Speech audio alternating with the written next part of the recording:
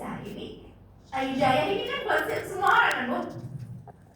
Hidayah itu buat semua orang nggak? Hidayah itu buat semua orang. Rahmatan lil alamin. Jadi jangan dihalang-halangi orang. Setelah berdakwah pun dibiarkan.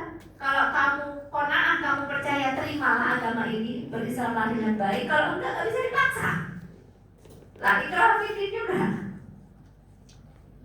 Ya, makanya setelah misalkan ada Futuhat Islamiyah, di sana ada orang-orang yang Kristen tetap ada di gerejanya, itu tetap aman, dibiarkan. Didakwahin, iya didakwahin. Ya. Kita ajak begitu ya. Tapi kalau nggak mau, ya udah, nggak boleh dipaksa, kita tetap menghormati.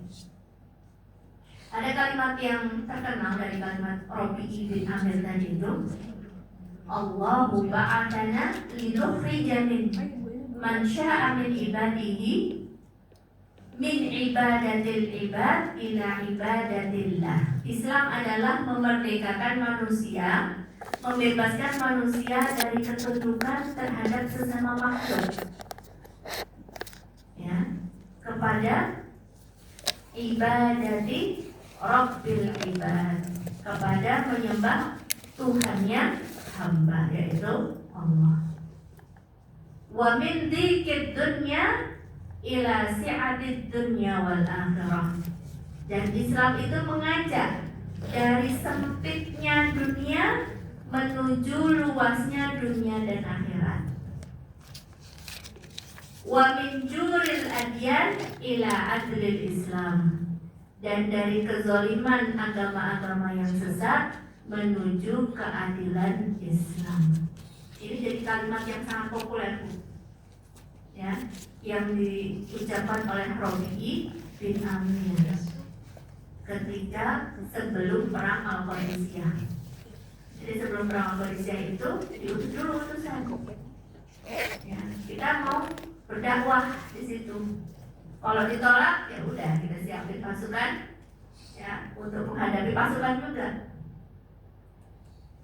Kalau diterima, ya udah. Yang penting apa? Halu bainana wa bainan nas. Jangan dihalang-halangi antara kita dengan manusia. Kita mau dakwah biarin. Itu pun tidak dipaksa, gitu ya. Tapi jangan dihalang-halangi orang mau berdakwah, karena ini haknya dia untuk dapat petunjuk. Ada beberapa prinsip Islam dalam mengisi kemerdekaan. Prinsip-prinsip yang sebenarnya gak disampaikan ya sama Rasulullah, harusnya negara Islam itu seperti ini tuh gak ada tuh. Tapi prinsip-prinsipnya ada, nilai-nilai Islamnya ada dalam bernegara. Yang pertama adalah prinsip musyawarah untuk mufakat.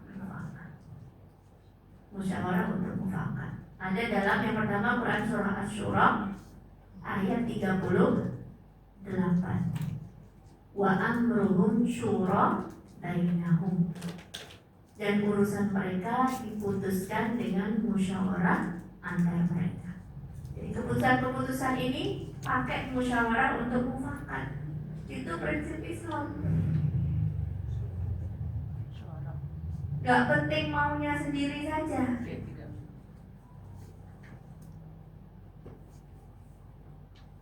Ya. Prinsip ini dijunjung tinggi oleh Rasulullah dan juga para sahabat sesudahnya. Suatu keputusan yang penting perlu musyawarah. Contoh, boleh yang silakan Ibu. Kok pada tegak semua sih Bu? Ini kemerdekaan loh, harusnya bahagia. Tidak baik Bu. Merdeka Bu.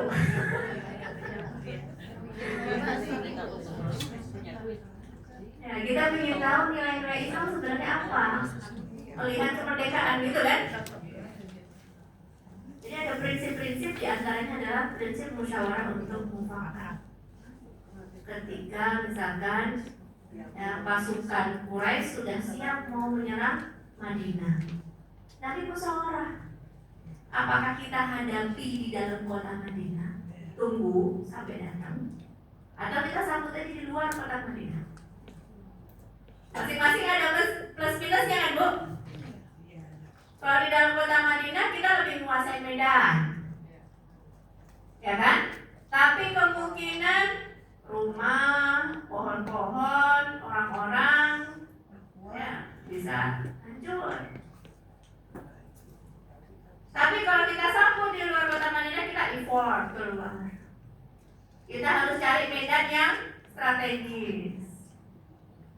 Dan yang strategis tentunya lebih tinggi daripada yang di bawah. Kalau di atas turun lebih gampang apa yang nanjak, Bu? Turun misalkan posisi badan ada mata airnya. Makanya waktu peristiwa Badar, ketika Rasulullah sudah mengambil satu posisi, udah kita berkemah di sini, kita tunggu satu posisi ini kayaknya tempatnya pas, kata Rasulullah. Orang Madinah ya, kaum muslimin, Muhajirin wal Ansor, tanya sama Nabi, ya Rasulullah, apakah ini wahyu yang diturunkan oleh Allah? Posisi ini loh, ambil posisi ini, itu apakah wahyu dari Allah, ataukah ini adalah trik, taktik, strategi perang? Maksudnya dari Nabi. Enggak, ini adalah taktik dan strategi perang. Nanya dulu, itu sopan. Karena kalau wahyu ya sudah, sampai watokna. Tapi kalau ini adalah trik, ini adalah siasat, ya, kata sahabat apa? Demi Allah tempat ini tidak strategis ya Rasulullah. Jadi nanya dulu, ini wahyu, perintah dari Allah, kita terima aja. Ya, sebagaimana diberitakan sholat, bukan, ini bukan amruddin, bukan perkara agama, ini adalah perkara duniawi. Yang ruangannya adalah ruangan musyawarah untuk mufakat. Silahkan berpendapat, boleh. Ya Rasulullah, demi Allah, kalau ini adalah hanya strategi bukan wahyu, tempat ini tidak tepat. Berarti ada suasana ketika Nabi menjamin berpendapat pun boleh. Nabi yang turun wahyu aja menerima pendapat dari orang untuk perkara-perkara duniawi ya, Bu, bukan perkara ukhrawi. Lalu ente itu siapa? Turun wahyu juga enggak gitu. Sehingga kita lebih butuh kepada sharing itu. Nabi saya menerima. Demi Allah ya Rasulullah, ini nggak tepat di sini ngambilnya. Kita harus sedekat mungkin dengan air, sehingga kita punya air dan mereka tidak. Betul nggak? Betul.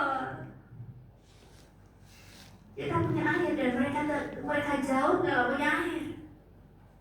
Kita bikin juga kolam-kolam untuk kita. Kita bikin kolam-kolam palsu untuk mereka. Kita harus dekat mungkin dengan sumber daya yang tepat. Jadi Nabi pun bermusyawarah untuk perkara-perkara duniawi. Kalau sholat subuh 2 rakaat nggak pakai musyawarah untuk mufakat. Itu udah turun dari Allah. Sholat 5 waktu sehari juga turun dari Allah, nggak pakai musyawarah.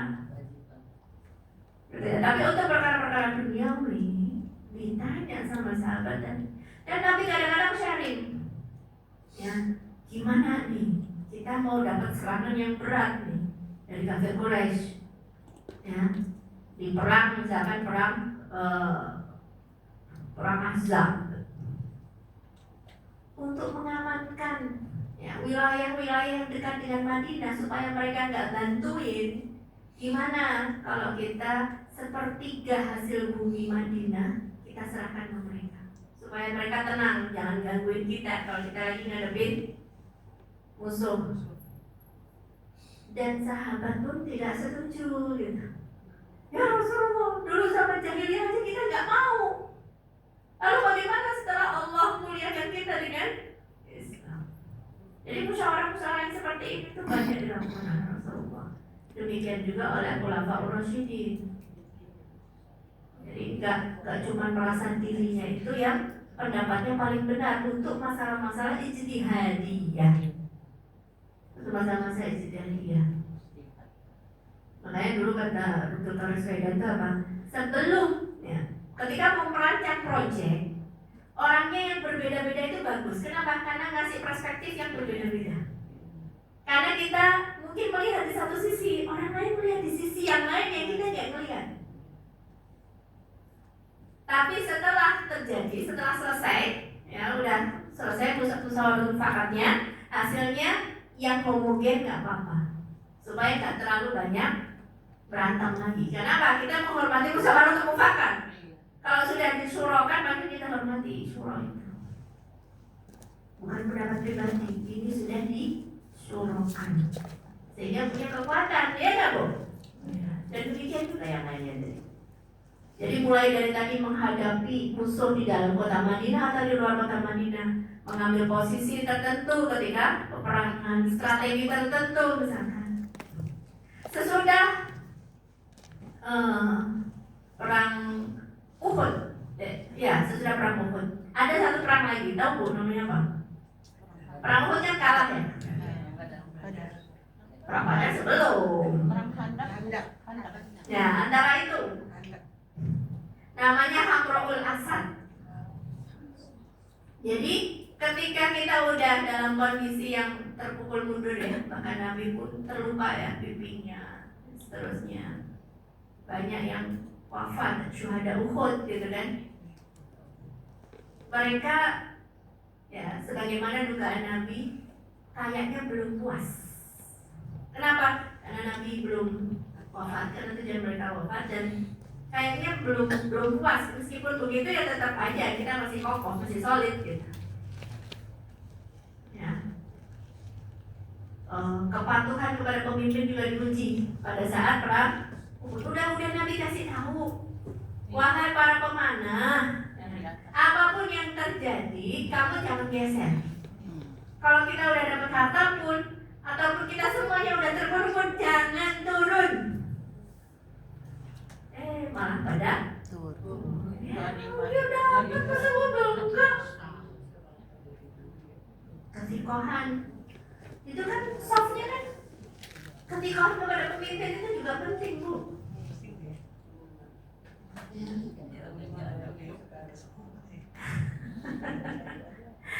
Iya, kepatuhan, ketikohan dengan satu komando demi keselamatan bersama. Ya. Nah, sesudah Nabi diselamatkan di dekat tebing gitu ya, tebing Uhud, Nabi udah terluka parah, ya kan? Kita ingin tahu, ini udah mulai meredah. Kita ingin tahu, ini kafir Quraisy ini mau balik ke Madinah apa enggak? Nabi kasih tanda-tanda, Bu. Ya. Mereka pakai kuda, ya, untanya diikat, atau nunggangin unta, kudanya ini diikat. Kenapa aku bilang begitu? Kalau mereka menunggangi kuda, untanya diikat, berarti mereka menyerang Madinah. Tinggal dikit. Dari Uhud ke Madinah itu dikit. Daripada balik ke Makkah. Tapi kalau seandainya mereka mengikat kuda dan menunggangi unta adalah perjalanan jauh. Berarti mereka nggak menuju ke Madinah. Ternyata betul, Bu. Setelah dilihat, diperhatikan, ternyata mereka mengikat kuda menunggangi unta. Di sini juga diajarkan bahwasanya pemimpin itu tahu strategi perang. Ya.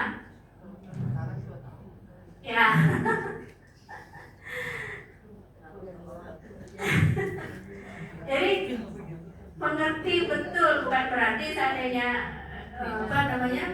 ketika Rasulullah itu ya menguasai ayat dan hadis gitu ya, tapi kemudian ketika jadi pemimpin juga beliau mengetahui. Terus ternyata betul, Bu, yang diikat kudanya, yang ditunggangi unta. Tapi baru berapa kilo saja bergerak, mereka balik dan berusaha untuk menyerang Madinah. Jadi kekhawatiran Nabi benar, gitu ya. Gak aman di Madinah, belum aman. Maka Nabi menyiapkan pasukan sampai baju besinya itu belum dicopot. Aku belum melepaskan baju. Jibril belum meletakkan pedangnya. Kejar. Jadi meskipun sudah lelah, capek, banyak korban, gitu ya, kejar. Supaya apa? Supaya mereka jangan berpikir untuk menyerang Madinah. Jadi dikejar sampai berapa akhirnya mereka pun kabur. Itu peristiwa Hamraul Asad.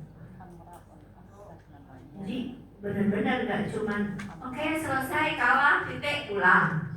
Enggak begitu. Ya. Bahkan mereka menyiapkan kembali gitu ya seluruh Arab nanti ketika perang Ahzab. Ahzab itu jamak dari Hizb. Banyak banget.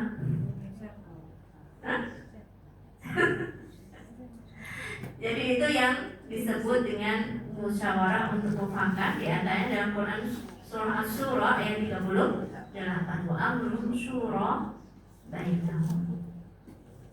Dan luar biasanya yang ingin saya tunjukkan di sini apa? Para sahabat itu ngecek dulu, ya Rasulullah, ini wahyu yang diturunkan oleh Allah, apakah ini pendapat penahu? Ini adalah strategi. Kalau strategi, boleh silahkan kasih masukan. Nampak sekali ketika Nabi menerima usulan dari Salman Al-Farisi ketika perang Khandaq. Yang itu strategi belum dikenal di zaman Arab pada saat itu, gak dikenal. Jadi bikin parit, meskipun paritnya nggak keliling kota, ya hanya sebagian saja, karena bagian kanan dan kirinya itu diapit oleh gunung, bukit berbatu yang sulit untuk ditembus. Di sisi sebelah sananya pohon-pohonan gitu kan, ruwet gitu ya, ruwet antara pohon, kemudian perkampungan yang juga sulit untuk ditembus kecuali dimuter. Ya, strategi-strategi yang seperti itu diterima oleh Rasulullah ketika memang maslahatnya lebih tepat. Kemudian juga dalam Quran surah Ali Imran ayat 159. Wa syawirhum fil amr, dan bermusyawarahlah kamu dalam urusan itu. Dan bermusyawarahlah kamu dalam urusan ada perintah kan untuk bermusyawarah. Jadi salah satu prinsip Islam dalam mengisi kemerdekaan ini adalah musyawarah untuk mufakat.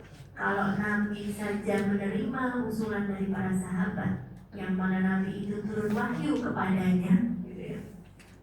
Lalu bagaimana kita yang nggak turun wahyu kepada kita? Kita lebih butuh lagi untuk bermusyawarah, mendengarkan pendapat, masukan dari orang lain.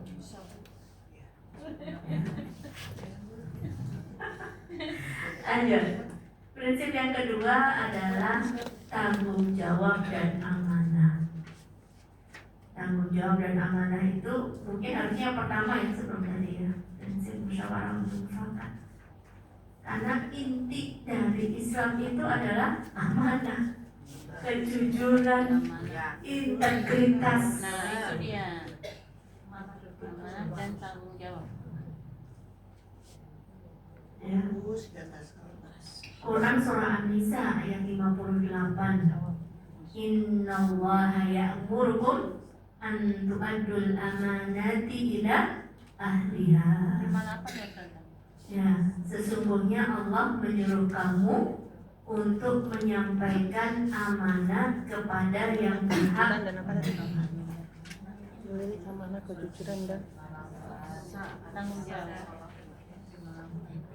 Sesungguhnya Allah memerintahkanmu untuk menyampaikan amanah kepada yang berhak.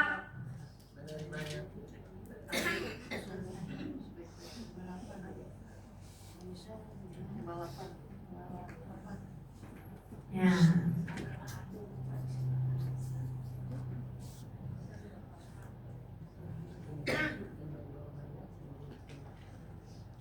Ada Arab Badui yang bertanya kepada Rasulullah, mata sa'ah, kapan hari kiamat itu? Terus Nabi menjawab, idza dhuyyi'atil amanah fantadhiris sa'ah. Kalau amanah sudah disia-siakan, maka tunggulah kehancurannya, kiamatnya. Kiamat di sini bukan berarti kiamat akhir zaman itu. Ini maknanya secara umum. Kalau seseorang tidak melaksanakan amanah, maka tunggu aja hancur. Jadi ini menunjukkan bahwasanya amanah itu sesuatu yang penting. Dan betapa mahalnya amanah hari ini. Amanah itu gak bisa dituntut. Kepercayaan kayak tadi dengan kepercayaan. Aku gak percaya sama kamu. Gimana? Bisa dipaksa? Gak bisa. Berarti Tuhannya duit. Tapi sengsaranya lama. Ya, itu yang ingin dalam semangat kemerdekaan ini, yuk kita sama-sama mengembalikan negara kita yang kita cintai ini. Kita gak inginkan kerusakan ya Bu? Ya, amin. Tentu jangan mulai dari yang jauh, mulai dari diri sendiri, Iya. dari keluarga, anak-anak dan cucu kita nantilah yang akan mengisi negara ini, insya Allah, dengan didikan kita. Ya, jangan sampai salah didik. Ya, Abu Dzar Al-Ghifari, ya, ketika para sahabat yang lain itu masing-masing sudah dapat jabatan, ya, yang ini dapat jabatan ini, dapat amanah ini, disuruh tanggung jawabnya ini dan lain sebagainya. Kemudian dia bertanya kepada Rasulullah, ya Rasulullah, aku kok gak dikasih? Dan dia minta. Nah, yang lain udah pada dapat. Sahabat-sahabat yang besar yang lain udah pada dapat, dia belum. Kemudian dia nunggu-nunggu gak dikasih, maka dia bilang, kalau nanti, ya Rasulullah, engkau gak ngasih tanggung jawab kepada saya, amanah kepada saya. Terus kata Nabi, innaka rajulun dha'if, sesungguhnya kamu itu lemah, wa innaha amanah, dan sesungguhnya ini adalah amanah. Jabatan itu bukan kenikmatan, bukan pemuliaan. Jabatan itu adalah beban.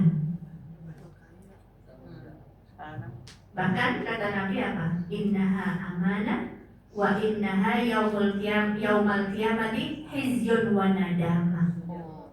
Dan bahwasanya jabatan itu nanti di hari kiamat adalah kehinaan, wa nadamah, penyesalan. Jabatan itu adalah kehinaan dan penyesalan di hari kiamat nanti. Illa man akhadaha bihaqqiha wa adda alladhi 'alaihi fiha, kecuali yang memperolehnya dengan cara yang benar dan melaksanakannya dengan benar.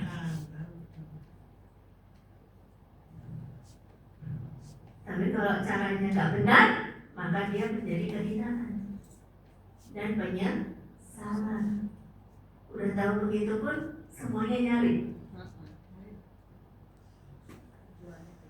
Kecuali yang amanah, kecuali yang melaksanakan dengan baik, memperolehnya juga cara yang benar, yang baik. Jadi sebenarnya beban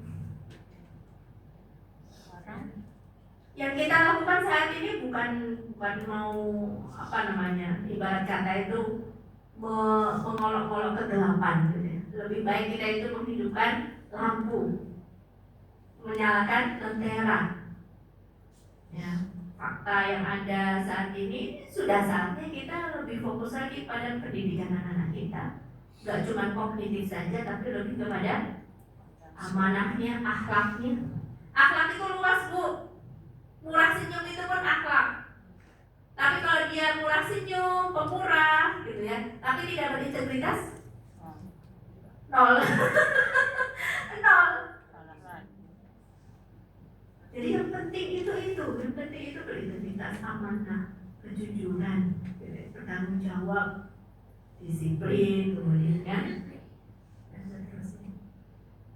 Karena gini Bu, ada seorang ilmuwan berkata begini. Ibu dulu SD berapa tahun Bu? 6. SMP berapa tahun? 3. SMA berapa tahun? 3.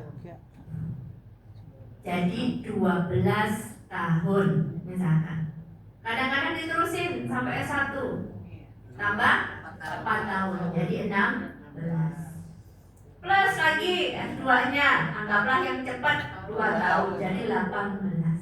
18 18 tahun dari SD sampai S2 misalkan. Ya Bu ya? Misalkan nih. 18 tahun itu cepat apa lama? Hah? Pendidikan 18 tahun itu kan lama ya?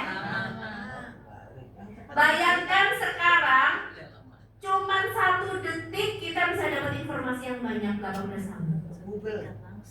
Semudah itu, pakai ChatGPT, tanya Meta AI, itu semuanya keluar. Iya. Benar. Kalau tujuan pendidikan cuman kognitif, cuman informasi, buat apa informasi sekarang kayak sampah informasi. Sekarang kelebihan informasi. Sekarang itu kelebihan informasi, Bu. Apa yang nggak ada di TikTok, apa yang nggak ada di YouTube. Sekarang itu over. Kelebihan informasi. Biasanya hukum pasar itu kalau suplainya banyak, suplai dan demand kan? Kalau suplainya banyak, harganya jatuh. Jadi banyak banget informasi yang sebenarnya nggak kita butuhkan. Kita over. Yang bikin kita stres itu pun kebanyakan ini. Sehingga kita yang dibutuhkan sekarang apa? Selektif. Apa yang sebenarnya informasi yang kita butuhkan? Apa ilmu yang sebenarnya kita butuhkan? Sekarang 1 detik itu bisa menggantikan 18 tahun kita sekolah itu loh Bu. Kalau cuman kognitif, kalau cuman informasi, buat apa? Apa yang gak ada di ChatGPT gitu. Ibaratnya. Makanya dosen saya gak mau ujian ya. Ini ujian apa yang gak ada di ChatGPT? Gak mau ujian tulis gitu, gak mau dia. Terus apa? Harus project, harus bikin artikel, harus nanti outputnya book chapter gitu, harus jadi buku gitu. Jadi ada proses belajar, nggak cuman pindahin dari ChatGPT ke harus ada itu. Nah sekarang kita ini Ibu berada di masa-masa transisi perubahan. Perubahannya tambah lama tambah cepat Bu. Mulai dari temukan HP, kemudian ya HP Spark HP gitu kan. Kemudian sekarang AI, artificial Intelligence. Wow, ini tantangannya lebih lagi nih. Nanti akan ada robot yang diprogram untuk bikin robot. Terus gimana coba manusia? Robot ini kita bikin otomatis untuk bikin robot. Iya Bu. Sehingga manusia tantangannya lebih berat lagi. Betul, faktanya seperti itu. Ketika apa? Ketika semuanya bisa pakai AI, aku udah nggak butuh lagi bayar orang karyawan di rumah kan. Udah digantiin sama mesin, lebih murah kan. Tapi tentu, ya bukan berarti manusia nggak punya peran. Kita menghadapi tantangan yang lebih lagi. Oke, saya kembali yang tadi perkataannya salah seorang ulama tadi. Kalau seandainya tujuannya cuma kognitif, sekarang 1 detik ketemu. Suruh merangkum pelajaran dari SD sampai S2 itu bisa. Kalau inti pendidikan adalah kognitif, ternyata enggak. Pendidikan itu berproses. Ada proses belajar, ada proses ingin tahu, ada proses mencari, ada proses salah. Dan kadang-kadang kita ingat itu lebih kuat ketika kita salah. Ih, salah. Nanti jangan jawab begini lagi karena salah. Jadi tantangan ke depan itu luar biasa. Nah, kita harus jadi orang-orang yang kalau ibarat kata Ali bin Abi Thalib apa, didiklah anakmu sesuai dengan zamannya. Gak bisa Bu, pendidikan kayak zaman dulu lagi gak bisa. Tantangannya udah beda. Udah kelihatan dari anak-anak Gen Alpha kita nih. Gimana anak-anak Gen Alpha kita tuh? Dia lebih percaya tutorial YouTube daripada diajarin sama maknya.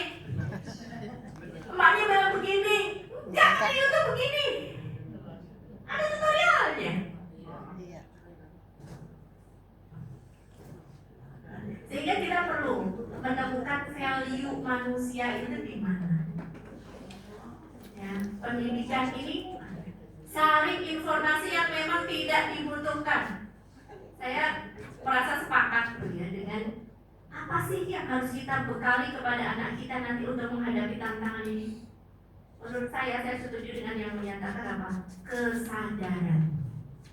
Jadi harta kita pun dipegangin HP, kalau nggak sadar ini informasi sampah, aku nggak tahu ini pun nggak bakal nambah pahala, nggak nambah apa-apa, malah jadi nambah sakit hati gitu, tambah minder dan seterusnya gitu.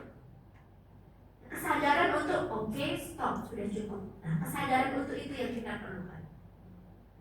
Kesadaran kembali, oh ya, aku tujuannya apa? Sehingga gak semua yang disediakan oleh medsos itu kita telan. Itu skill yang penting yang perlu kita sendiri miliki dan juga dimiliki oleh anak-anak kita. Kesadaran untuk stop, kesadaran udah cukup, kesadaran untuk berhenti. Itu ya ibu sekalian. Tantangannya luar biasa. Kembali ke sini tadi terkait dengan tanggung jawab dan juga amanah. Ya. Allah perintahkan innallaha ya'murukum an tu'addul amanati ila ahliha. Allah menyuruh kamu untuk menyampaikan amanah kepada yang berhak menerima. Kalau tidak berhak menerimanya maka tidak boleh. Baik dirimu atau orang lain. Ada satu kisah Ibn Lutbiyah, tahu?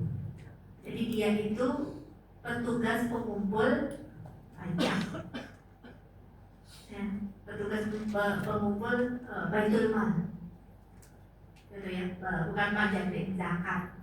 Ya. Zakat ini kan diambil dari orang yang kaya, nanti dikelola untuk diserahkan kepada orang yang miskin yang berhak. Waktu dia bertugas untuk mengumpulkan itu, ada salah seorang yang bilang begini, ini zakat, yang ini hadiah untuk Anda. Yang ini zakatku, yang ini hadiah untuk hadiah ya, hadiah. Kemudian Nabi merespon, ya Rasulullah yang aku dapat nih, misalkan domba ya. Yang ini katanya zakat, yang ini adalah hadiah untuk saya. Terus kata Nabi apa? Afatajlisu fi baiti umri? Kalau seandainya kamu cuma duduk-duduk doang di depan rumahnya emakmu, apa iya orang itu bakal nganterin domba ke rumahmu hadiah? Kalau bukan karena kamu sebagai pejabat publik. Afatajlisu fi baiti umri? Apa kalau kamu nggak menjabat bakal dikasih hadiah itu nggak? Jadi dari awal pun Nabi mengajarkan tentang amanah. Ya? Wow. Iya. Jadi amanah nggak cuma sama orang lain aja, ini kan amanah. Kamu zakatnya segini, ambil. Ini amanah kepada orang lain. Sama diri sendiri pun. Apakah pemberian itu gratifikasi gitu ya? Apakah pemberian itu sebagai dia pejabat atau enggak? Karena kalau sebagai pejabat akan berpengaruh kepada apa namanya? Kalau dia jualan sebenarnya nggak ada masalah, tapi kalau dia sebagai pejabat itu hindari dulu dari yang begitu karena peluang untuk masuk sangat mudah.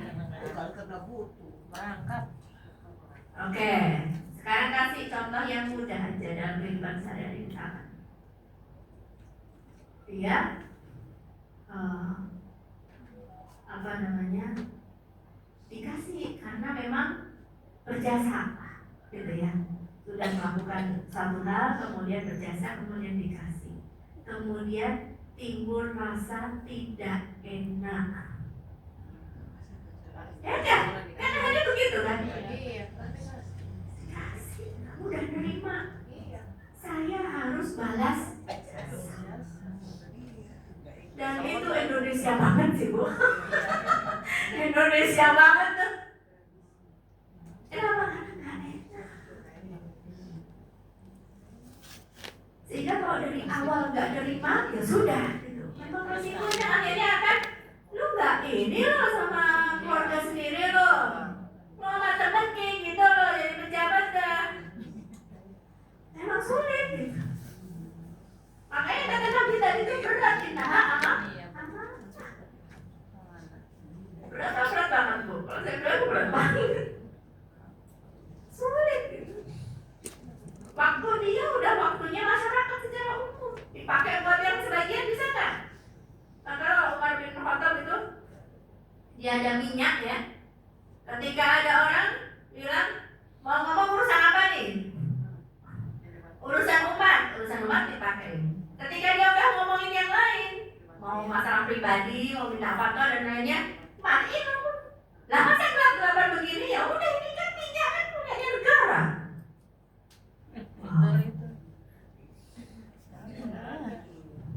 Susah. Nah itu memang, tapi kan itu contoh, itu tawarannya.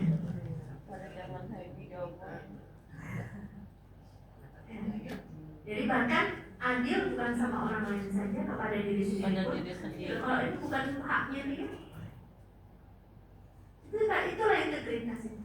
Tidak menerima yang lebih dari dirinya. Bahkan satu tarawih kan, supaya tidak gak enakan nantinya, itu harus ditolak. Iya. Supaya gak enakan ini. Karena kalau diterima, Beban. ada kisahnya dulu di Mesir ya, saya pernah cerita di sini. Orang-orang yang nggak setuju sama penjajah Inggris dan Prancis di Mesir. Tapi namanya penjajah itu kan punya teknik banyak banget. Jadi dia mendatangi salah seorang pemimpin organisasi Muslim di Mesir. Terus dia bilang, kami ada program-program untuk membantu lembaga-lembaga sosial. Lembaga A udah terima, lembaga B sudah menerima. Kami menawarkan kepada Anda supaya Anda bisa, ini ada 1.000 pound sterling. Wah, banyak banget. Terus dia bilang enggak mau. Ya udah 15. Setiap kali bilang enggak, dia nambah terus bu. Kelihatan banget temboknya kan? Setiap kali bilang enggak, terus orang-orang yang di belakangnya, kenapa nggak kita terima aja? Kemudian kita pakai buat hancurin dia. Ini kan dari penjajah, Kenapa nggak diterima? Setiap ini sudah ditolak, nambah lagi. Itu udah gaya negosiasi banget tuh, negosiator banget. Ditolak, nambah lagi. Dan setiap itu ditolak, nggak mau. Begitu ini orang utusan dari penjajah itu udah pergi, ditanya, kok kita nggak nerima aja sih? Kan kita bisa pakai buat melawan dia juga. Kata Syekh ini apa? Orang tangan yang menerima dia tidak bisa memikir. Tangan yang menerima itu kan belum dia nggak akan kuat. Berbeda orang yang menerima dengan yang tidak menerima. Jadi beliau itu mengetahui kejiwaan kita. Kejiwaan kita. Demikian juga yang pernah saya baca ya, kurang lebih seperti itu juga di daerah Afghanistan. Ya, Afghanistan, Aljazair itu sama di kayak gitu. Jadi dia cari organisasi Muslim gitu ya, pengajian yang dikasih donasi. Mau terima. Udah kamu fokus sama dikir saja. Kamu fokus saja sama dikir saja. Pada saat itu negaranya dijajah. Ya, itu makanya kita dulu ada resolusi jihad itu luar biasa. Ketika NU ya, ada resolusi jihad itu bagi saya bagus. Itu memang betul penjajah mau masain kita, kafir pula, udah perang apa sih, gitu kan? Udah alasannya udah lengkap. Jadi mungkin kita perlu mendalami kembali apa yang sebenarnya dimaksud oleh Allah dalam Quran surah An-Nisa ayat 58, harus amanah. Ya, mandatnya, kekuasaannya, kepemimpinannya. Dan sebaik-baik pemimpin kita adalah yang kita cintai dan pemimpin kita juga mencintai kita, bukan sebaliknya. Dia melaknat kita, kita pun melaknat dia. Itu sebetulnya. Ya. Jadi nggak perlu kita tambahi dengan caci maki juga Bu di medsos. Iya. Doain aja. Sambil kita perbaiki generasi-generasi yang nanti akan. Ini tuh sudah sunatullahnya kok. Sejarah itu berputar. Kita belajar dari pengalaman. Ya. Lanjut ya. Kemudian prinsip-prinsip Islam dalam mengisi kemerdekaan diantaranya adalah al-adalah atau keadilan sosial, al-adalah ijtimaiyah. Allah katakan dalam Quran surah An-Nahl ayat 90, innallaha ya'murukum bil adli wal ihsan wa ita'i dzil qurba. Sesungguhnya Allah menyuruh kamu untuk berlaku adil dan berbuat kebajikan. 150 ya Bu? An-Nahl 90. Sesungguhnya Allah menyuruh kamu untuk berlaku adil dan ihsan dan kebajikan. Adil itu sebenarnya meletakkan sesuatu pada tempatnya. Ibu punya anak 5, jajannya dikasih 5.000 semua, dari yang kuliah sampai SD. Adil apa enggak? Tidak. Adil tidak harus sama Rata. Sesuai kebutuhan. sesuai kebutuhan. Yang kaya sama yang miskin kebutuhannya beda. Kemampuannya untuk bayar kesehatan juga beda. Kemampuannya untuk bayar pendidikan juga beda. Kita menempatkan sesuatu dengan Pada tempatnya. Meletakkan sesuatu pada tempatnya.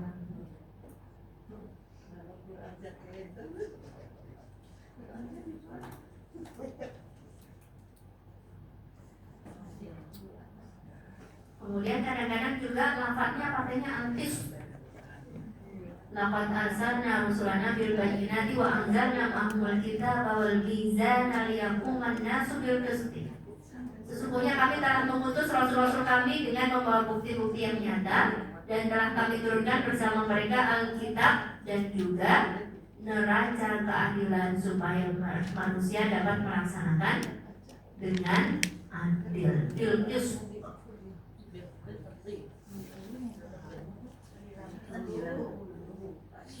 Hadis Bukhari menyatakan bahwasanya sesungguhnya yang membinasakan umat sebelum kalian adalah jika orang yang terpandang mencuri, maka mereka membiarkannya.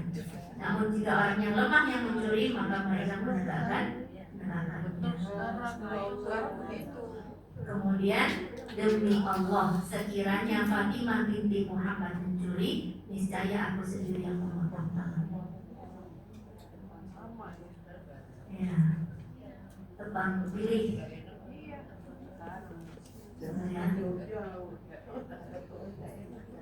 Memang tapi kadang-kadang kalau udah mengakar itu membersihinnya sulit. Sehingga kita doakanlah ada usaha-usaha yang baik, kita dengar ada usaha-usaha yang baik, ya mudah-mudahan kembali kepada keadilan. Ya, orang-orang yang berbuat adil dikuatkan sama Allah, insyaallah dilindungi sama Allah. Kemudian prinsip Islam yang lainnya adalah perdamaian dan keadilan. Jadi Islam itu condong kepada perdamaian. Wa in janahu lis-salmi fajnah laha wa tawakkal 'ala Allah. Apabila mereka condong kepada perdamaian, maka condonglah kepadanya. Jadi nggak harus segala sesuatu itu pakai kekerasan, pakai perang. Kalau ada cara yang lain, ya, yang lebih baik, yang lebih dekat kepada perdamaian, maka tidak ada masalah. Sebagaimana Sulh Hudaybiyah. Sulh Hudaybiyah perjanjian damai.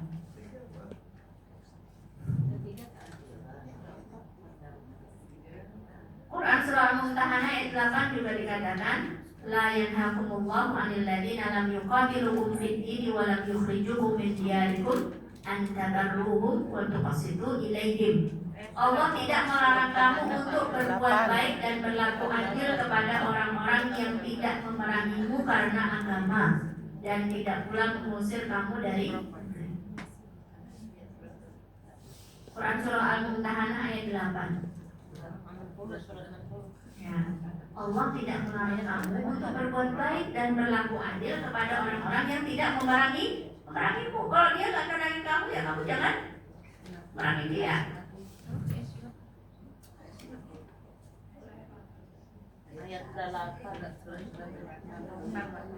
Demikian juga ya, orang-orang kafir dhimmi, orang non muslim tapi baik-baik ya, nggak boleh man ada dhimmiyan faqad adani, barang siapa menyakiti orang kafir dhimmi maka menyakiti Nabi. Alhamdulillah. Jadi kafir itu macam-macam ya Bu. Ada kafir harbi, ada kafir mu'ahid, ada kafir dhimmi. Kafir harbi itu yang dalam medan perang. Kalau nggak kita serang, dia menyerang kita, bunuh kita. Sehingga kita harus menyiapkan juga dengan seperti di medan perang di Palestina. Terus kafir apa saja? Kafir harbi namanya dalam peperangan. Yang kedua namanya kafir mu'ahid. Tadi harti ya? Harbi. Mu'ahid itu dalam perjanjian. Kafir harbi tapi dalam perjanjian. Maka kita menghormati perjanjian itu. Islam kan selalu menghormati perjanjian kan Bu? Cuman ini udah berapa hari? Udah berapa bulan perjanjian damai dengan Palestina, tapi yang melanggar terus. Masa perjanjian kok kemah-kemah kok dibom? Terus. Itu namanya perjanjian. Itu perjanjian damai. Ya. Ya mereka selalu begitu. Iya. Di kemah loh, bukan di rumah. Jadi yang selalu melanggar perjanjian itu ya itu penjajah Israel. Satu lagi namanya kafir dhimmi. Kalau kafir dhimmi, ya dia ada di tetangga kita, di negeri yang damai, ya kita nggak boleh ganggu dia juga jangan ganggu kita. Tidak boleh diganggu. Kafir dhimmi. Kalau kafir mu'ahid, contohnya misalkan dia memang orang dari Amerika atau dari mana gitu ya, masuk ke Indonesia dengan paspor dan visa, itu harus dilindungi Bu. Nggak boleh, makanya bom Bali misalkan ya, Bali itu melanggar apa yang menjadi kehormatan kita, yaitu kita menghormati perjanjian. Dia sudah masuk secara legal, sudah nggak legal ya, udah lagi. Tapi itu pun bukan pembenar bagi kita untuk membom. Justru itu yang mencoreng nama muslimin. Itu tidak tepat kalau disebut jihad seperti itu. Tapi kita juga perlu aware ya Bu, karena kan sekarang melunjak ya Bu ya. Enak sekali mereka lari itu di Bali ya, seolah-olah tanah airnya. Iya. Sedangkan kita orang Indonesia sendiri merasa tidak pede dengan identitasnya sebagai seorang Muslim Indonesia, merasa bangga semua yang dari Barat. Nah itu kurang tepat. kecewa pun sama negeri kita dengan mungkin kesulitan akses ya kesehatan, pendidikan dan seterusnya, itu bukan berarti kita ya udahlah. Ya, pernyataan-pernyataan yang tidak baik ya, menurut saya kurang tepat kalau saya dia bilang sudah cukup saya saja yang WNI misalkan. Anak saya WNA, padahal dia dapat beasiswa. Tidak tepat. Ya. Yang perlu kita perbaiki sekarang berarti apa? Loyalitas kita terhadap negara. Loyalitas kita sebagai Muslim Indonesia. Muslim Indonesia, negara terbesar penduduk Indonesia. Gimana? PR-nya berat banget, Bu. Ya. Udah krisis identitas gitu ya. Sampai ada kabur aja dulu. Kabur aja dulu kalau seandainya dia ketika keluar negeri kemudian mengharumkan bangsa gitu ya, tidak menjelek-jelekan, setelah itu dapat kembali ya berkiprah di Indonesia untuk kemajuan bangsa, itu bagus. Kalau nggak mau kembali, Itu lebih bagus bahkan daripada yang cuma di Indonesia menggunakan fasilitas Indonesia dengan enak, tapi dia sebenarnya tidak ada loyalitas kepada negara. Itu kompleks. Tantangan kita banyak.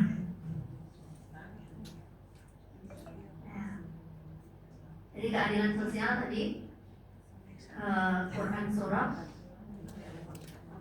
Tadi sampai mana, Bu? Perdamaian, keadilan. Perdamaian dan keadilan. Perdamaian dan keadilan. Oke. Sekarang kita hal-hal apa yang dapat kita lakukan? Jadi yang penting kan, Bu, setelah permasalahan yang banyak ini, nggak bisa kita mention sebanyak itu permasalahannya. Lalu apa yang bisa kita lakukan dalam momen kemerdekaan ini? Nomor satu, tak lain dan tak bukan tentu bersyukur. Karena kita bagaimanapun ya, ini adalah negeri yang Allah kasih karunia buminya, ya kan? Kalau seandainya dalam kondisi apapun, negeri kita adalah negeri yang Masya Allah. Iya. Gitu ya. Tapi jangan sampai dengan limpahan yang Allah kasih itu kita kurang bagus mengelolanya, asal-asalan gitu ya, sehingga bukan jadi berkah, malah jadi musibah. Dan nomor satu terkait dengan kemerdekaan adalah bersyukur. Dan syukur itu perbuatannya hati. Negeri yang aman itu adalah karunia dari Allah. Bayangkan seandainya kita ada di Gaza, gak bisa, Bu. Hidup aja alhamdulillah. Gitu ya. Ini amanah kemerdekaan. Bagi kita harus berusaha melakukan pemakmuran bumi Indonesia. Udah tentram aman, kita gesek-gesek biar pada berantem. Gak cocok, gak suka. Ya, jadi negeri yang aman adalah karunia dari Allah Subhanahu wa taala. Ya, dalam hadis katakan, "Man asbaha minkum aminan fi sirbi, mu'afiyan fi jasadi, indahu quta yaumi fa ka'annama khuyyizat lahu dunya." Barang siapa bangun tidur, ya kan, dalam keadaan aman. Aman? Aman. Ya kan? Kemudian badannya sehat. Kemudian punya makanan di hari itu. Bukan bulan depan tuh, hari itu aja. Sebulan pun ada. Banyak bubur ayam. Punya makanan di hari itu kan nama khuyyizat lahu dunya. Seolah-olah dunia itu sudah dikumpulkan untuk dia. Ya, jadi yang pertama yang kita lakukan bersyukur. Alhamdulillah kita sudah mendapatkan kemerdekaan itu. Aman. Setidaknya tidak seperti anak-anak Gaza yang setiap saat tidak aman, dikejar peluru-peluru. Bukan rakyat sipil saja, dokternya juga, akademisinya apalagi. Malu kita harusnya. Mereka bagaimana kuatnya dengan Al-Quran, kita selalu punya alasan untuk tidak mendekat ke Al-Quran. Iya.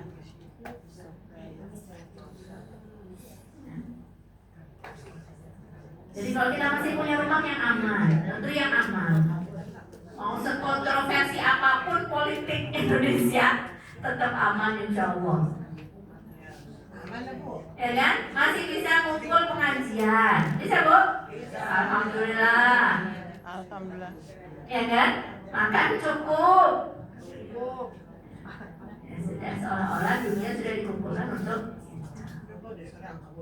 syukur itu dengan apa? Nomor satu dengan lisan, mengucap Alhamdulillah. Berbeda antara negeri yang merdeka dengan negeri yang tidak merdeka. Meskipun merdeka banget ya, kayaknya enggak ya, tetap ada campur tangannya asing. Tapi setidaknya bangun tidak ada penjajah yang di. Kalau mereka tidak sama. Jadi ucapkan Alhamdulillah. Yang kedua, jangan lupa sandarkan semua nikmat ini dari Allah. Ya, sesuai dengan perkataan Undang-Undang Dasar ya, dengan rahmat Allah. Jadi kemerdekaan itu diperoleh dengan rahmat Allah. Kemudian yang ketiga, cara syukurnya adalah dengan tidak melupakan peran jasa pahlawan. Jangan lupakan ada peran-peran. Kemudian kita anggap itu nggak ada perannya. Enggak, masing-masing itu ada perannya. Betapapun misalkan tokoh negara kontroversial ya, mungkin dia bisa berbuat ijtihad yang salah, bikin keputusan yang salah, tapi berdiri kok negaranya. Ya, menghadapi ancaman berbagai macam ya, dari dalam, dari luar dan seterusnya. Tapi alhamdulillah kita nikmati sampai saat ini. Jadi jangan sepelekan satu peran pun dari ya, para pemimpin bangsa kita. Mau Anda setuju nggak setuju sama partainya nggak ada masalah, tapi dia udah ada peran, gitu ya. Apalagi perannya para ulama,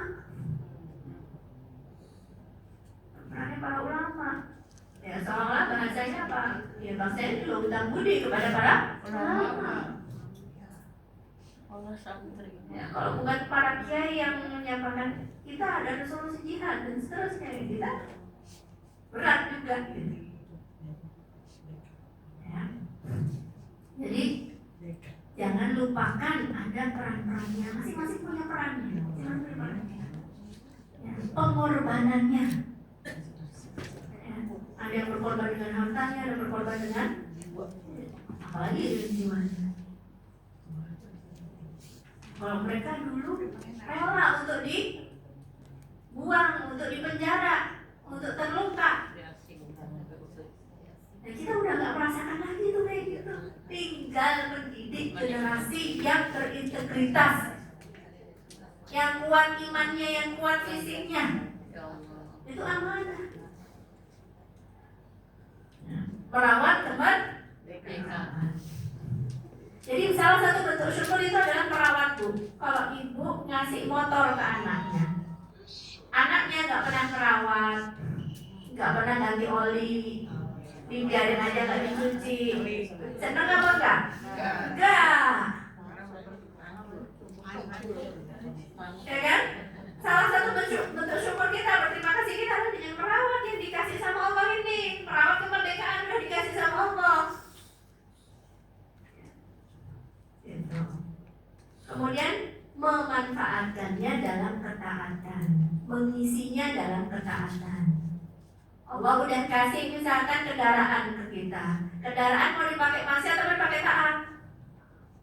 Allah ngasih HP ke kita, dikasih buat manfaat apa? Madarat. Kalau pakai manfaat berarti itu bentuk rasa syukur kita. Ya. Kayaknya materi hari ini berat banget ya ibu-ibu. Tapi karena ibu-ibu di sini pintar-pintar, saya yakin lah nggak ada yang ngantuk.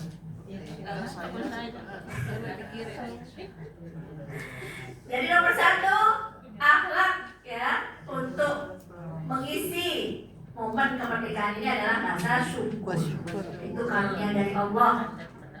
Ya, jangan sampai hilang dulu nikmatnya baru kita nyesel. Jangan. Kita jaga, kita rawat. Ya, jangan kalau ada arahan-arahan untuk apa gitu ya, menghancurkan negara ini. Saya tidak setuju. Menyampaikan pendapat silakan dengan cara yang baik sesuai dengan salurannya. Yang kedua, menjaga persatuan dan kedamaian. Ya, menjaga persatuan. Rasulullah SAW katakan la tabaghadu wa la tahasadu wa la tadabaru wa kunu ibadallahi ikhwana. Janganlah kalian saling membenci, kalian saling dengki, saling membelakangi, memutus silaturahim, dan jadilah hamba-hamba Allah yang bersaudara. Ya. Kita perlu waspada setiap ada hal-hal yang mungkin hoax, gitu ya.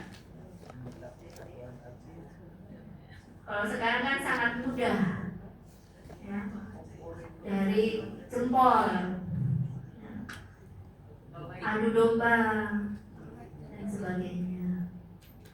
Nah, kita lebih baik apa kita fokus ajakin para kaum muslimin datang ke pengajian, mendekat ke Al-Quran, sehingga para ibu-ibunya, nenek-neneknya mentarbiyah keluarganya dengan baik. Sekecil apapun peran itu pasti positif, Bu. Daripada kita mengumpat kegelapan. Ini gelap, kamu datang ke sakral hidupin. Itu lebih baik daripada kamu mengumpat kegelapan. Insya Allah kita saat ini sudah melakukan itu, melakukan kebaikan-kebaikan itu, melakukan amal salim, saling menguatkan, mentarbiyah anak-anak dengan baik, ya Bu ya. Insya Allah.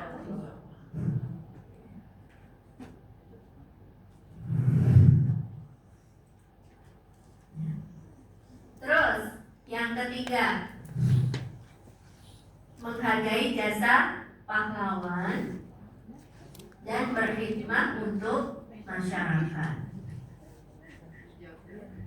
Menghargai jasa pahlawan.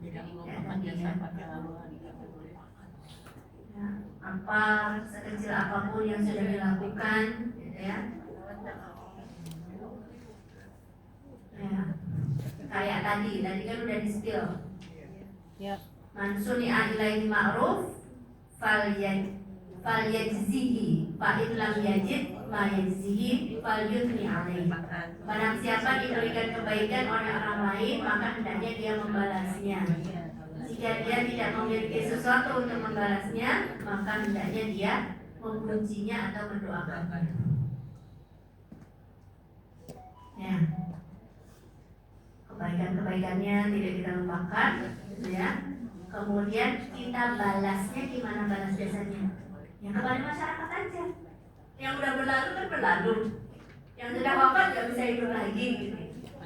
Ya, ya kita berkhidmat aja kepada apa yang bisa kita bantu untuk kebaikan negeri ini, sekecil apapun itu.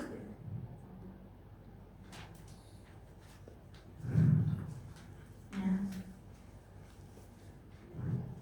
Dengan peduli kepada sesama, saling membantu.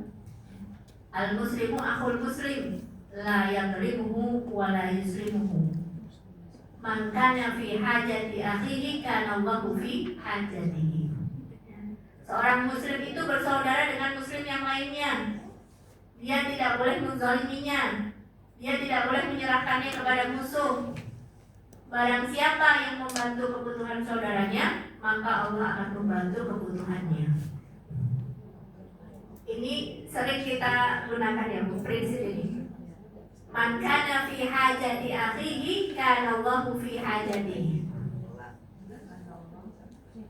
Kemarin ada seseorang yang butuh bantuan kursi roda, gitu ya. Bahkan itu orang bilangnya apa? Pinjam nggak apa-apa Ustazah. Oh ya nanti coba ya, tak cariin. Meskipun Kalau coba dicariin itu repot ya Bu. Siap-siap repot itu. Siap-siap ditolak, siap-siap repot, siap-siap menjelaskan dengan kata-kata yang mungkin muter-muter gimana caranya diterima gitu. Tapi kita jadi fihajatil Allah yang menolong kita. Kalau kita menolong saudara kita, Allah itu akan menolong kita. Makanya gimana caranya saudara kita itu ketika minta tolong kita berupaya. Jadi akhirnya saya tembusin kemana beberapa orang, gitu ya. Terus ya udah dapat kontaknya, mungkin bisa dipinjemin, cari alamatnya dan seterusnya, gitu ya. Mau repot-repot dikit, gitu lah. Terus udah gitu orangnya bilang apa? Alhamdulillah Bu udah dapat. Padahal ini dari tadi udah sibuk kesini di pingpong gitu lah ya. Kan demi kebutuhan ini. Tapi ya alhamdulillah udah dapat, bahkan sudah dibelikan sama temannya dulu zaman SMA, nggak dipinjemin. Saya bilang alhamdulillah, kenapa aku nggak ada urusannya sama orang ini, aku urusannya sama Allah. Baik berhasil bantu dia atau enggak, alhamdulillah akhirnya dia dibelikan lagi, bukan dipinjemin, alhamdulillah. Jadi ini kan sebenarnya ujian dari Allah kepada kita kan. Kamu mau nggak peduli sama kebutuhannya saudaramu? Gitu. Kalau dalam kemampuan kita kenapa enggak? Meskipun akan merepotkan, nggak apa-apa. Nggak ada urusannya sama orang itu, urusannya kita sama Allah. Nah kita pakai ini hadis ini Bu. Kalau orang itu butuh sama kita, Allah yang berhajat kepada kita. Ya, Masya Allah.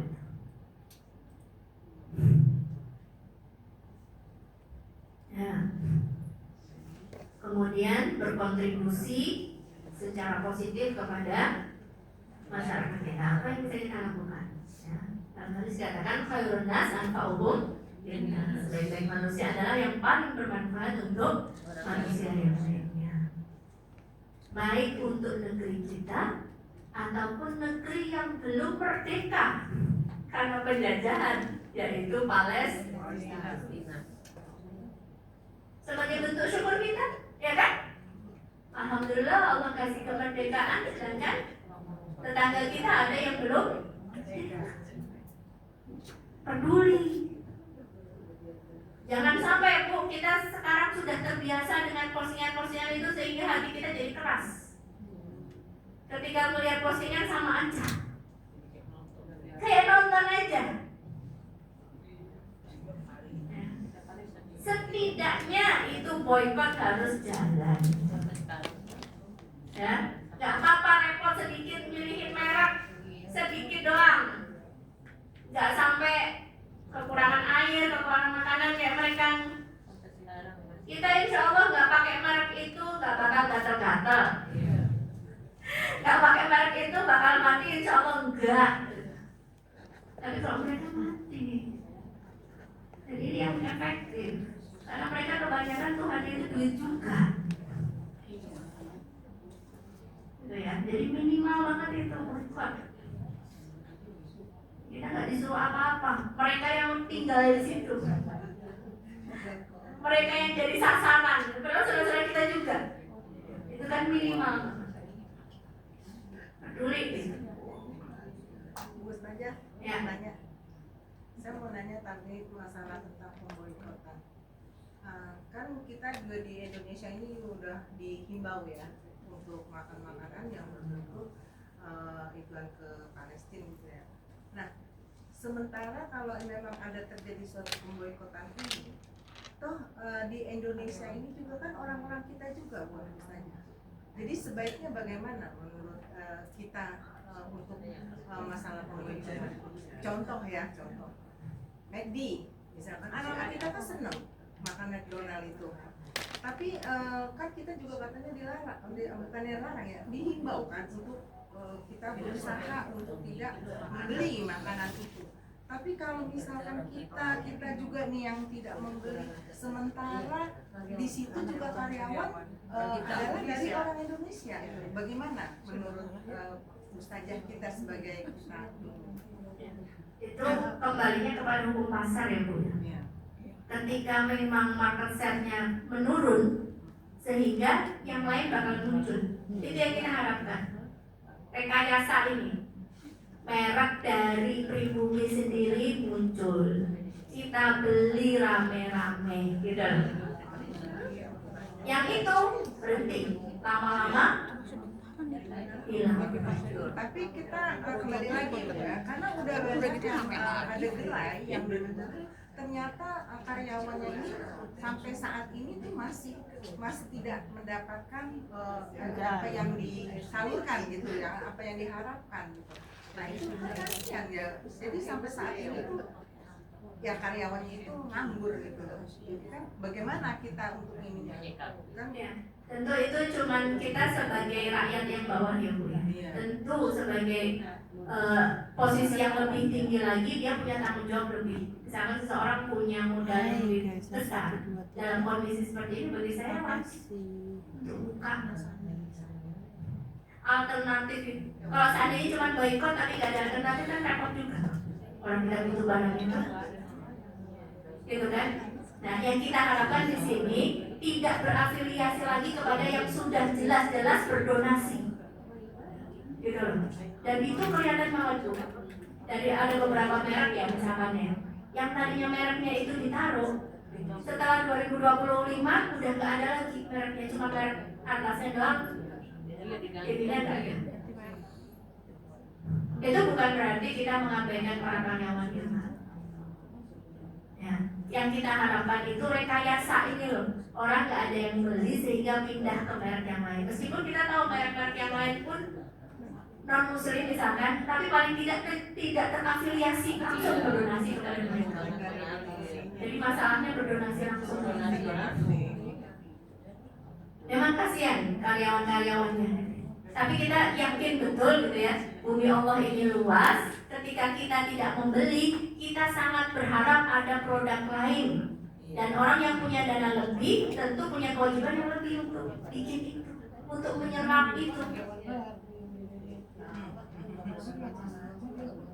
Memang bukan hal yang mudah ya. Terima kasih Ibu menyampaikan itu, menjadi kegelisahan kita bersama. Tapi setidaknya itu yang bisa kita lakukan. Allah a'lam bishawab. Lanjut, satu lagi. Berkembang. Yang terakhir adalah berkomitmen kepada aturan yang sudah ada. Ya, berkomitmen dengan aturan-aturan yang sudah ada. Ya, apa yang diperintahkan oleh Allah kita ikuti. Apa yang sesuai disampaikan oleh negara berupa undang-undang gitu ya, yang tidak bertentangan dengan perintahnya Allah dan Rasulnya, ya udah, ulil amri minkum gitu kan. Ya. Sambil kita jangan lupa terus mendidik anak-anak kita, terutama juga tadi ya skill gitu untuk berusaha. Karena ini tadi betul Bu. Kalaupun tidak ada pemberian kerja karena masalah itu juga adanya AI itu banyak sekali gitu. Sehingga apa? Kalaupun kita udah kasih skill, gak ada jaringan vokasional itu ya, itu juga gak bisa bekerja. Tapi ternyata industrinya pun gak menyerap tenaga kerja dengan lebih banyak karena sudah banyak digantikan dengan AI, dengan mesin dan seterusnya. Sehingga yang penting di sini apa? Manusianya punya skill untuk entrepreneur, setidaknya begitu kalau bagi saya. Entrepreneur itu penting. Ya, ketika industri-industri itu sudah mulai mengurangi tenaga kerja. Terus kemana? Paling besar itu paling pengangguran itu dari SMK loh malahan. SMK, SMA itu paling tinggi malahan. Jadi yang lulusan SD misalkan gitu ya, biasanya langsung tuh misalkan orang tuanya petani ya udah ngajutin petani gitu. Orang tuanya guru ngikutin. Kalau yang lulusan SD atau SMP, tapi justru SMA dan SMK itu yang paling besar gitu. Yang paling berat malahan, apalagi SMK dia udah dikasih skill, tapi nggak ada tempatnya untuk menyerapkan, kesian juga. Sehingga menurut saya yang skill yang penting kita terapkan adalah apa? entrepreneur, berusaha. Dan itu banyak nih sekarang dengan adanya bahasanya marketplace ya. Marketplace itu kan sekarang banyak banget Bu, ya kan? Dan orang tuh biasanya jualan juga tuh, ya. Nah sehingga kita penting bagi anak-anak kita untuk memiliki skill tertentu untuk bisa jualan atau apa gitu ya, berjumpa dengan orang dan seterusnya. Allahu a'lam bishawab. Mudah-mudahan saya sampaikan ibu nggak jadi pusing ya Bu ya. Pusing apa enggak? Enggak. Enggak ya. Enggak, Bu. Tentu mudah-mudahan 17 Agustus kali ini ya kita semakin dewasa. Ya, dewasa, semakin cinta sama negeri kita, semakin sayang kepada sesama muslim kita gitu. Semakin bangga sebagai muslim Indonesia gitu. Jangan lupa terus mendidik anak-anak kita sesuai dengan zamannya dan agamanya. Dan tentu yang terpenting dari itu semuanya adalah berdoa kepada Allah Subhanahu wa taala. Mudah-mudahan negeri kita terus dijaga oleh Allah Subhanahu wa taala. Dijauhkan dari segala macam keburukan. Kita nggak tahu ke depan gimana ya. Amin. Ya, mudah-mudahan selalu dijaga oleh Allah. Orang yang mendapatkan amanah ya selalu dapat bimbingannya Allah Subhanahu wa taala. Masyarakatnya damai, gak suka berantem. Amin. Baik di online ataupun offline, di media sosial ataupun yang lainnya. Mudah-mudahan dengan itu semuanya kita bisa mensyukuri kemerdekaan Republik Indonesia. Merdeka! Merdeka! Jangan gara-gara ini malah jadi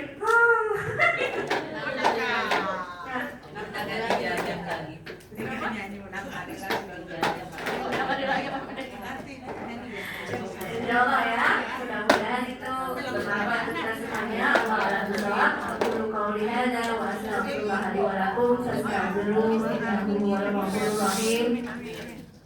Istighfar dulu 3 kali. Astagfirullahaladzim, astagfirullahaladzim, astagfirullahaladzim. Kafaratul majlis. Subhanakallahumma rabbana wa bihamdika asyhadu an la ilaha illa anta astaghfiruka wa atubu ilaik.